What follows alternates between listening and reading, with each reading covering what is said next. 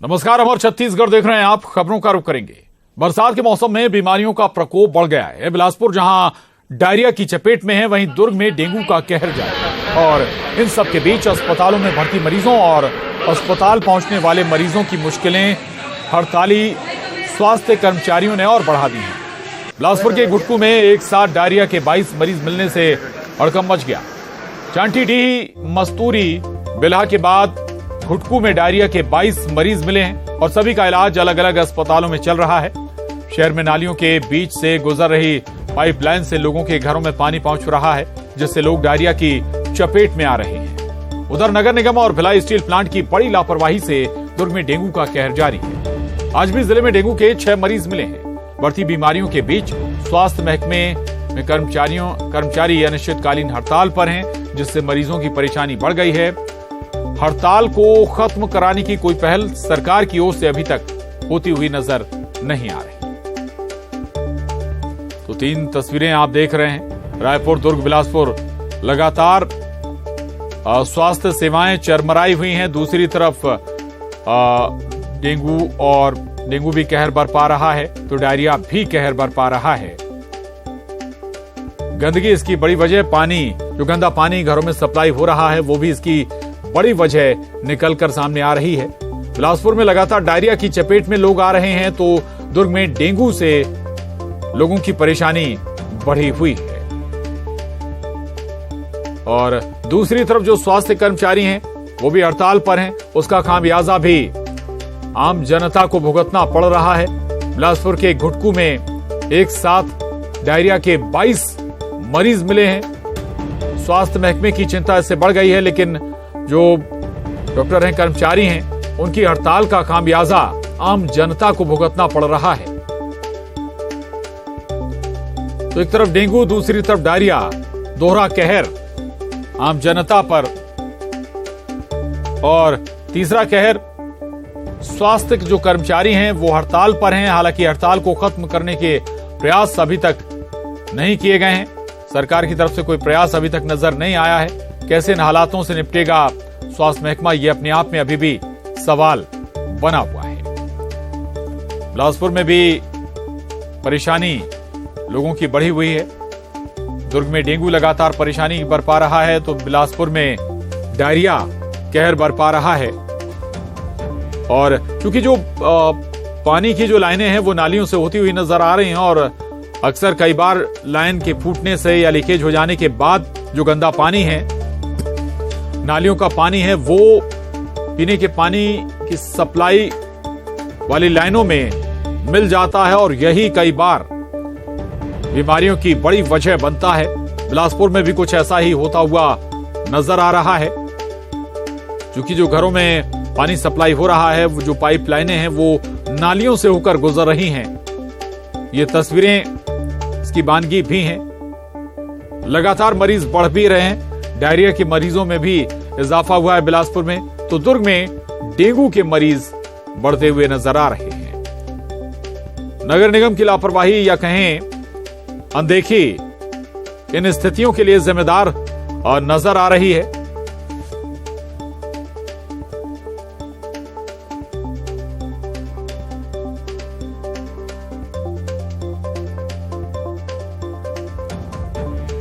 और न्यूज 18 संवाददाता दुर्ग से मिथिलेश ठाकुर हमारे साथ जुड़े हैं। बिलासपुर से उमेश मौर्य और रायपुर से आकाश शुक्ला हमारे साथ जुड़ गए हैं। आकाश, 2 शहर अगर हम कहें तो चपेट में, एक तरफ डायरिया है, दूसरी तरफ डेंगू है। आखिर स्वास्थ्य महकमे की हड़ताल खत्म कैसे होगी? कोई प्रयास होते नजर आ रहे हैं क्या आकाश?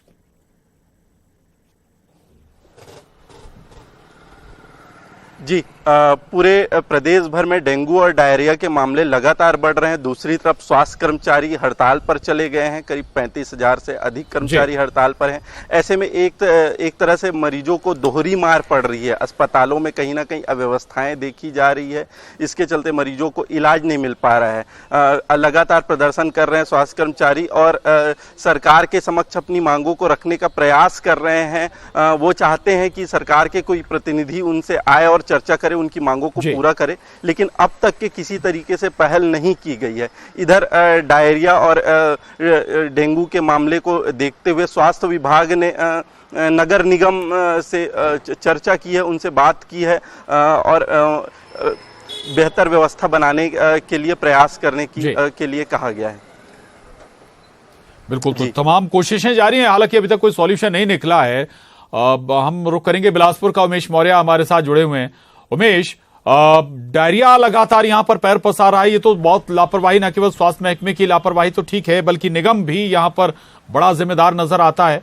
कैसे निपट रहे हैं डॉक्टर्स और हेल्थ सिस्टम इससे?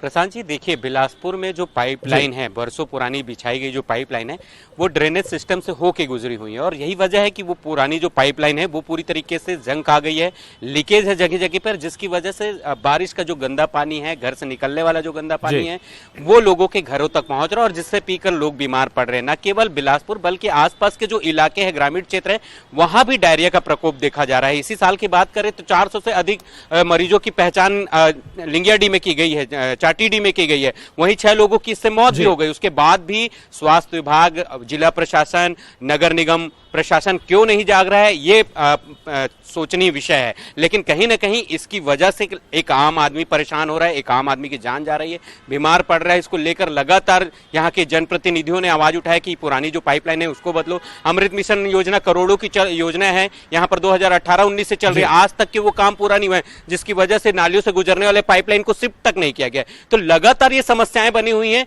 इसको लेकर स्वास्थ्य विभाग जरूर अपनी भूमिका निभाता है, जहां से बड़ी संख्या में अगर कहीं मरीज निकलते हैं तो एक कैंप लगा दिया जाता है, औपचारिकताएं निभा दी जाती है, गोली दवाई बांट दी जाती है, उसके बाद उनकी तीसरी हो जाती है अपने कर्तव्य से। लेकिन क्या बेसिक काम किया जा रहा है? क्या उस मुद्दे को जड़ से हटाने का कोई योजना बनाई जा रही है? कोई ठोस कदम उठाया जा रहा है ताकि डायरिया, डेंगू, मलेरिया जैसे जो आज भी ग्रामीण क्षेत्रों में जो इलाज की अभाव की वजह से लोगों की मौत हो रही है, क्या उसके लिए कोई व्यवस्था स्वास्थ्य विभाग कर रहा है, प्रशासन कर रहा है या सरकार कर रही है? इस पर एक बड़ा सवाल उठता है और एक बार फिर से 22 मरीजों की पहचान डायरिया से की गई है। इसको लेकर सवाल लगातार है और सवाल लाजमी भी है, क्योंकि आपको करोड़ों रुपए इसके बजट मिलता है व्यवस्थाओं को व्यवस्थित करने के लिए, नालियों से गंदे पानी से गुजरने वाली पाइपलाइन को हटाने के लिए करोड़ों रुपए का बजट है, बावजूद उसके कुछ नहीं हो रहा है। तो कहीं ना कहीं सवाल तो उठना लाजमी है, लेकिन उसका हर्जाना कौन भुगत रहा है? एक आम आदमी भुगत रहा है। जी बिल्कुल बिल्कुल, आम जनता खामियाजा भुगत रही है। दुर्कारू करेंगे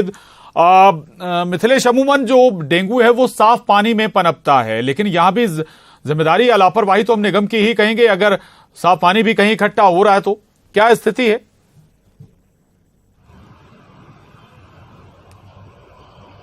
बिल्कुल प्रशांत, आपने सही कहा कि जो भी यदि कुछ होता है तो उसकी जो जवाबदारी है वो निगम की होती है। और इसके साथ साथ में यदि भिलाई टाउनशिप की बात किया जाए और वहां पर टाउनशिप में यदि कुछ होता है तो उसकी जिम्मेदारी पूरी बीएसपी प्रबंधन की होती है, नगर सेवाएं विभाग की होती है।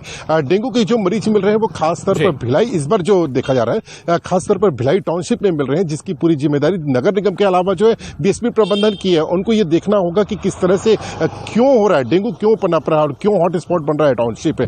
इसके यदि तह में यदि जाएंगे प्रशांत, तो कई लापरवाहियां यहाँ पर देखने के लिए मिलती है, क्योंकि लंबे समय से यहाँ पर झाड़ियां बनी हुई है, बड़े बड़े भवन है जो जिनको कंडम घोषित कर दिया गया, उसको डिसमेंटल नहीं किया और एक तरह से जंगल का रूप हो गया है। तो वहाँ असामाजिक तत्वों का अड्डा होता है, झाड़ियां बड़ी बड़ी है, वहाँ पे पानी भरा हुआ है, वहाँ पर डेंगू पनपने का खास तौर पर जो है वो पूरी संभावना रहती है। तो जहां भी इस तरह की कुछ कार्रवाई होना चाहिए, वर्षों से इसी तरह की स्थिति बनी हुई है, कोई ठोस कार्रवाई नहीं होने की वजह से हर साल देखते हैं कि हम डेंगू पांव पसारने लगता है। और जिस जब किसी शहर में डेंगू होता लेकिन खामियाजा आखिरकार आम जनता भुगत रही, चाहे रायपुर हो, माफ कीजिएगा बिलासपुर हो या फिर दुर्ग। बहुत शुक्रिया आपका उमेश, मिथिलेश, आकाश, बहुत धन्यवाद जानकारी के लिए।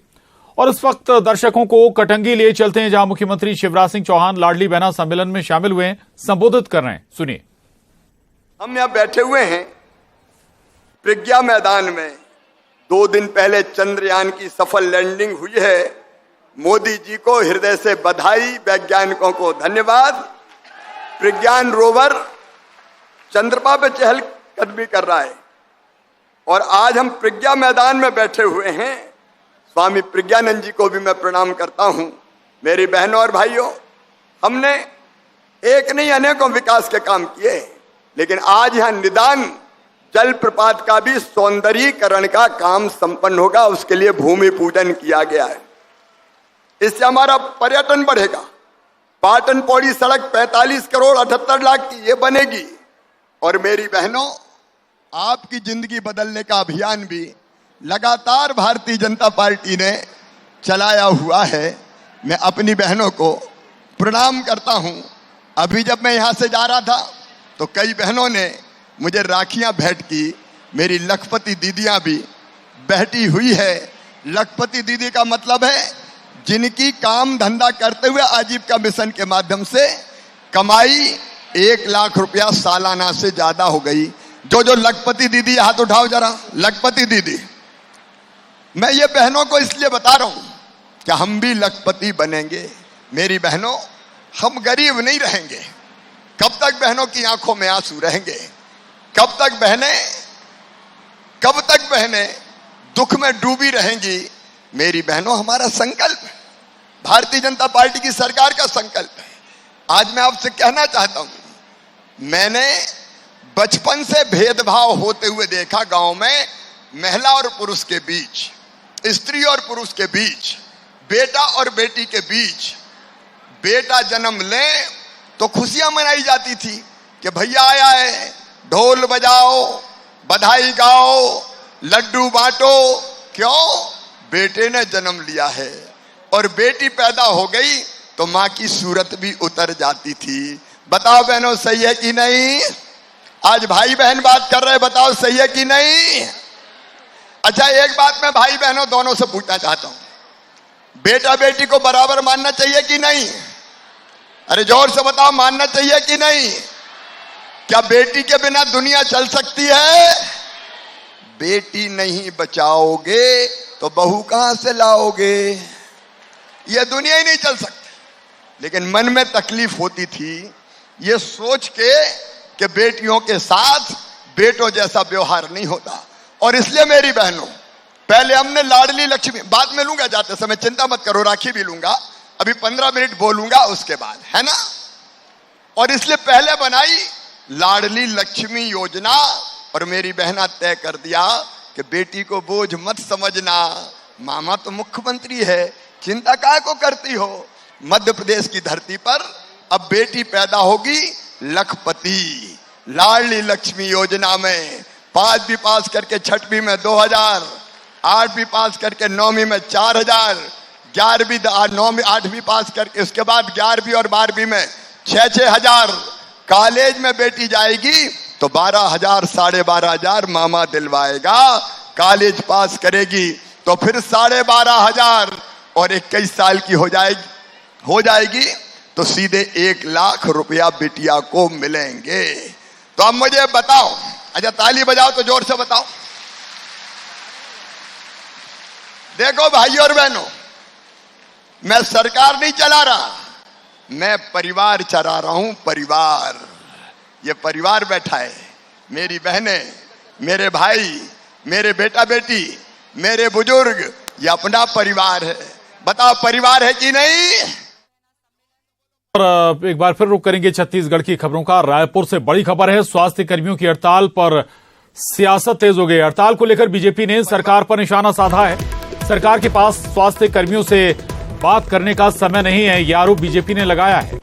सीएम दिल्ली का दौरा कर रहे हैं, स्वास्थ्य कर्मियों से चर्चा नहीं कर रहे हैं। कोरोना भत्ता देने का वादा पूरा नहीं किया। यूनिवर्सल हेल्थ स्कीम पर भी सरकार पीछे रही। बीमार लोगों को एम्बुलेंस नहीं मिल रही है। हड़ताल से स्वास्थ्य सेवाएं चरमराई हुई हैं, यह आरोप बीजेपी ने लगाए।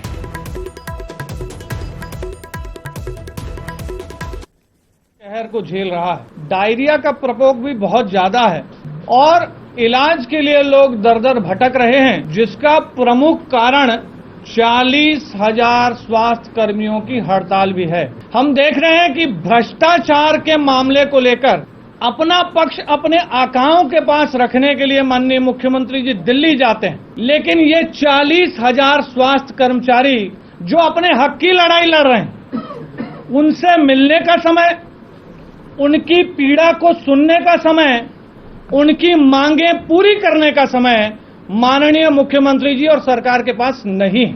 आज 10-10 हजार लोगों को मुख्यमंत्री के निवास का घेराव करना पड़ रहा है, लेकिन आप देखिए कि मुख्यमंत्री जी की जो निष्ठा है, वो इन स्वास्थ्य कर्मियों के प्रति नहीं है जो प्रदेश के लोगों की स्वास्थ्य की रक्षा करते हैं। उनकी निष्ठा भ्रष्टाचारियों के प्रति ज्यादा।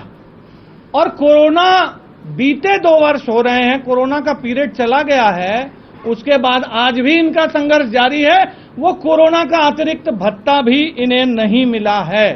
तो ऐसे में ये सरकार स्वास्थ्य कर्मचारियों के साथ, प्रदेश की स्वास्थ्य व्यवस्था के साथ किस प्रकार का खिलवाड़ कर रही है, ये प्रमाणित हो रहा है। इन्होंने कहा था कि हम प्रदेश में जो मरीज होंगे उनको समय पर अस्पताल पहुंचाने के लिए हवाई एम्बुलेंस चलाएंगे। या तो हम सबकी आंखें खराब हैं जो ये हवाई एम्बुलेंस देख नहीं पा रही हैं, या तो सरकार इस बात को स्वीकार करे कि उन्होंने झूठा वादा किया था। 10 किलोमीटर पैदल चले हैं इन लोगों ने, अपनी आर्टिफिशियल एम्बुलेंस बनाई, खाट, उस पर बच्चे को लादा और 10 किलोमीटर पैदल चलकर ये अस्पताल गए हैं।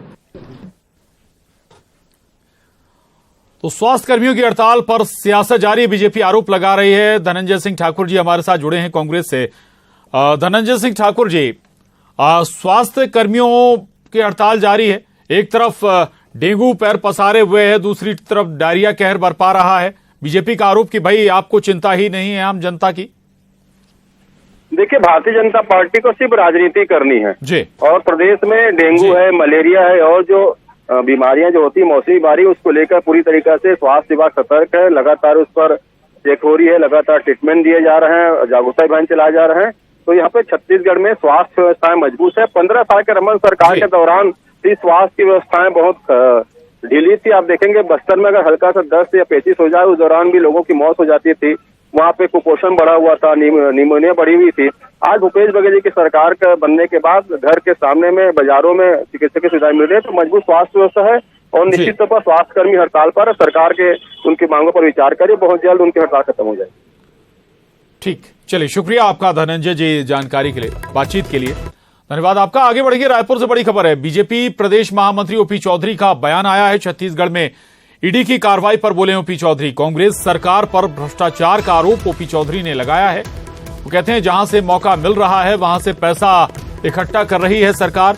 महादेव ऐप के जरिए युवाओं की जिंदगी बर्बाद हो रही है। 2020 में रेड्डी अन्ना ऐप एक्वायर किया गया। पूरे छत्तीसगढ़ में बड़े बड़े विज्ञापन निकाले गए थे। सरकार सबको जानते हुए भी चुप बैठी हुई थी। युवाओं को बर्बाद करने के लिए ऑनलाइन ठगी। छत्तीसगढ़ पुलिस ने इस मामले में केस दर्ज किया था और केस के आधार पर ही ईडी की कार्रवाई जारी है। ये दावा बीजेपी नेता ओपी चौधरी कर रहे हैं। भूपेश बघेल की कांग्रेस की सरकार किस तरह से सभी जहां जहां उसको मौका मिल रहा है सब जगह से पैसा इकट्ठा करके गांधी परिवार को पहुंचाकर ही अपनी कुर्सी को जिंदा रख पाई है। ये बात छत्तीसगढ़ की जनता जनार्दन, हमारे सभी पत्रकार साथी, सभी लोग बहुत अच्छी तरह से जानते हैं। महादेव ऐप 50 लाख यूजर्स लगभग इसका माना जाता है और इसने 2020 में रेड्डी अन्ना ऐप को एक्वायर किया 1000 करोड़ रुपए। 1000 करोड़ रुपए। मैं मई 2020 में सुपेला में इस पर पहला FIR दर्ज हुआ। वो भी तब दर्ज हुआ जब ये पैसा इकट्ठा करते रहे और जब इनकी डिमांड बढ़ती